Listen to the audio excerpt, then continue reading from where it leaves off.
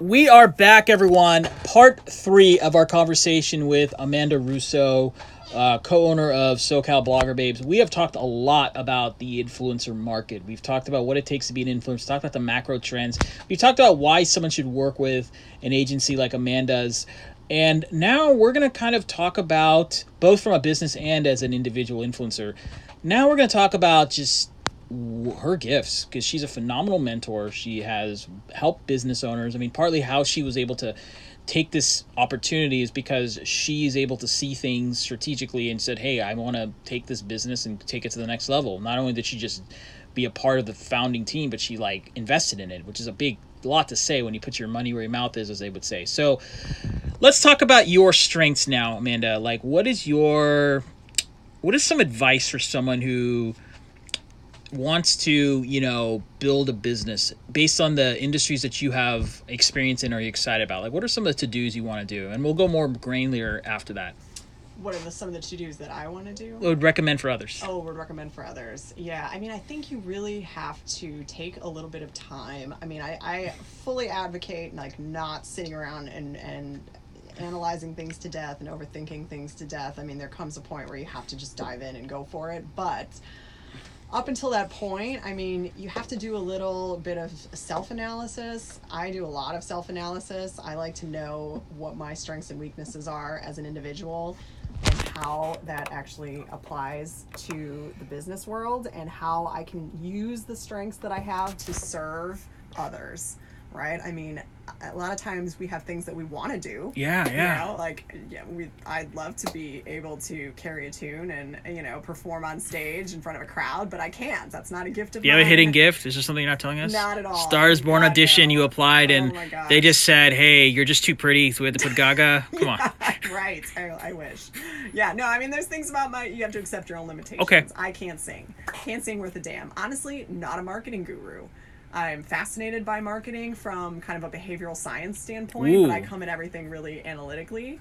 So, I'm not really the one that needs to be at the forefront of a marketing effort. I'm better at the strategy and the strategic planning and the analysis. So how do you look at those things? This is good. I love what you're saying. The market, the behavioral science, the strategy. Like, how did you evaluate this business? Because you had to see it first and you had to do your own internal guidelines. Like, what were the things you looked at? Like, what were your processes before you did it?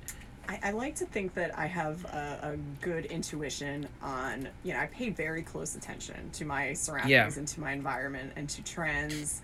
I'm not talking fashion trends necessarily, although I'm interested in fashion. I'm talking more about, trends in the business world and kind of where things are shifting and where, kind of innovation is happening and how things are changing. And so, I want to be involved in that change. I want to be a driver of that change. And so I look for other businesses that are kind of at the forefront of change. And so that's how I saw this kind of influencer marketing platform, as being at the forefront of change, bringing credibility to an industry that really had zero for a long time, bringing structure and organization to an industry that was desperately, in need of it.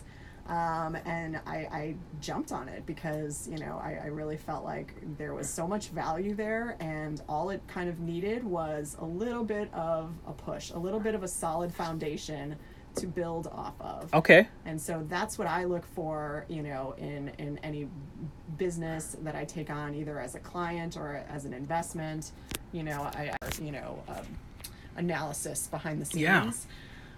So I always recommend that to any entrepreneur that's starting out. It's like, do your homework. You really have to know what you're getting yourself into and where the market is going, because the worst thing you can do as an entrepreneur, honestly, is get into a market that's fading, that's dying out, that's already saturated, and there's really no room for a new position. There's really not a lot of growth happening. As much as you may love that business, whatever it is, underwater basket weaving or, passion for it, save it as a hobby. It's not always a business opportunity. If there's not a trajectory, if there's not an opportunity for growth, if it can't be scaled, because the reason you get into business, unfortunately, you have to be making money in order to stay in business. Yeah. And if you're not making money, then you have to question, is there really a market for what I'm doing? And if there's not, maybe it's time to pivot and change directions. So you have to be, again, open to changing directions also in the entrepreneurial world. I think a lot of people give up if their first endeavor falls short, or if they make a couple bad decisions. They think, oh well, that's it, I'll go back to my corporate job, and maybe you're not cut out for this. Well, maybe you're just going in the wrong direction. Maybe you just have to pay a little bit closer attention. You brought up a really interesting topic, and for those who are tuning in, this is Entrepreneur Nation on KC 80.9 FM in Irvine. And I'm with Amanda Russo, with the co-owner of Blogger Babe Productions. I've always wondered about this question. When is the right time? Let's say you're working in the corporate world and you want to go all in on your business. When's the right time in terms of how much runway you should have, savings, or when's the right time to go 50% or 100% all in? Like, what are your thoughts on that whole conversation? Because you've had to do that in the past. You were with Pimco and other brands before you decided to go all in and guide other businesses and then now do what you do, correct? Yeah, true. And honestly, I wish there was a magic formula I could give you. There's really not, but I can only say what worked for me and what my experience has been with other people that have done it successfully. You do have to give yourself a runway. You can't just take a flying leap off of a cliff unless you're just independently wealthy and you have all the money in the world to blow on idea after idea. Most of us aren't that fortunate. I saved for 5 years. I started developing my strategic plan to get out of the corporate world. 5 years? Yeah, it's probably a little bit longer of a runway than you. Good for you. Would need. I'd like to say that fear wasn't holding me back, but it certainly was. It was definitely played a role. It's always fearful to make a big leap like that, and you never really feel ready. That's the misconception. You think you're just going to wake up one day and feel like, okay, I've got enough money, my plan is solid, I've got clients, waiting in the wings for me, like I am good. No, that day never comes. If you're waiting for that day, you're going to die waiting. But there does need to come, you have to set a date for yourself at some point. You have to get ready and say, I'm going to pull the trigger on this year and stick to that plan. And so, if you feel like you've done your due diligence, if you feel like you've done your self-analysis, you've looked at the market, you have some savings, I would say give yourself 6 months to a year, if at all possible. I know that seems like a stretch, and maybe it is a stretch for a lot of people, but I tell you what, 6 months into your business isn't going to look anything like what you first imagined it was going to look like on day one. Wow. So you have to be prepared for that. Okay. You have to be prepared for some costs and a little bit of transition, and just the whole feeling of, oh my God, what did I just do? There were like 2 weeks where I went totally off the grid because I almost couldn't even digest what I had just gone through. And so, it took me a little while to kind of realize that, okay, I'm in this now. I'm fully committed, and I really have to make this work. Wow. Thank you for sharing that, by the way. That was some deep stuff. Your take on business plans, like, are you for them, not for them? And if so, what do they need to have? What are your thoughts on all that? I'm definitely for them. Okay. I know it is a lot of times underrated in the business world, especially as entrepreneurs. You're like, I'll get to the business plan later. I just need to dive in. A business plan will write itself. Well, that's certainly not true. Speaking from someone who's already rewritten their own business plan 3 or 4 times and it's still not finished, I can tell you they do not write themselves, even if you are a professional business plan writer. But, I think the best business plan, the best components of a business plan are, you have to have a brand strategy. How are you going to develop your brand? What is your brand? What does it stand for? What is your mission? And people, throw around the terms like mission statement, but you have to have a mission for your business, and it needs to be very specific. Okay, Otherwise, so what's the difference between a vision statement and a mission statement? So a mission statement is what you are doing, what you're going to do.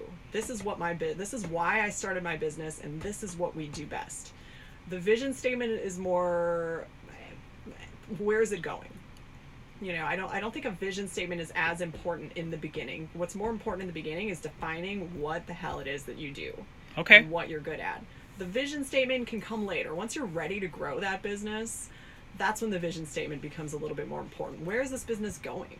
What are we trying to achieve in the future? You know, it's a little bit more room for you know, building that out, and it can use a lot of, you know, flowery terms, and, you know, it can be very creatively written and things like that. But the mission statement needs to be specific. Okay. It needs to be hardcore. This is what we do. This is why we're good at it.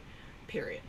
You know, a couple sentences, fine. But in the business plan, stretch that sucker out. Okay. Let's go. Let's look at everything that makes us unique. What differentiates us from the competition? And people hate looking at competition. They hate thinking about competition. They think, well, if I'm just good at what I'm doing, then who cares who's competing with me? No, you have to care. You really have to care. And competition is about more than those businesses and people that are doing what it is that you do. It's about any alternative to what you do. Okay. So any other option that people have aside from whatever it is that you're doing in your business, that's your competition. Now, this is a loaded question because there's literally no right answer. There's different answers. How do you value a business? Oh my God. Valuation, right? I'm seeing Shark Tank, right? And I'm seeing a company that says, I'm valued at $1 million. I'm valued at $2 million. And you'll see the conversation, likely Mr. Wonderful, saying, well, you've only done $500,000 and you're giving a 10x value, or you're deflating your value, or our brand is worth something. Like, how do you look at valuing your business or helped others, what you've done? I'm just curious. Yeah, I mean, it's so tricky. That's another area. This is pushing me way back to my hardcore, like, finance days in the investment world. I mean, I used to know all these formulas by heart and the different ways to, you know, dive into, you know, businesses' financial statements and project their revenues and things like that. And I don't like to overwhelm people, especially entrepreneurs who hear that term valuation and they think, oh my gosh, I have to have this. I have to know this. I have to make it sound as, you know, promising as possible in order to get an entrepreneur on board. And yes, an investor is going to be attracted to a business that has, you know, a substantially good valuation, but it has to be reflective of today. It has to be reflective of what revenues do you have today, and do you have a revenue model that actually, I mean, and this is where, you know, we can talk about like budgets and revenue projections. Oh, high level's fine, forecasting and things like that, but and you know, that's necessary down the road. It's not necessary in the beginning, but you have to have revenue streams, and you have to have a plan for how those revenue streams are going to grow. And so, you know, getting caught up in valuations, you know, when you're ready to pitch to an investor, you know, there are different ways you can value a business, and depends on the industry you're in. It depends on the type of capital you're looking for. You know, there's too many factors really to get into on a short show, but I would say know your revenues and know your revenue model. And that is the foundation for any proper valuation. You really have to know, okay, and it has to be laid out. You know, this is what I'm making today. This is what I expect to make next year. This is what I anticipate making in the next 3 to 5 years. This is where the revenues are coming from. You know, you can't inflate that valuation with, you know, prospective, you know, line items that you might introduce, new services, new products that you're going to want to launch, because if they have no track record, then it's not relevant really to the valuation at this time. So even if your valuation doesn't look, you know, it's not a 10 times multiple or anything crazy in the beginning, the important part is that it's accurate and that you're showing growth. I love that.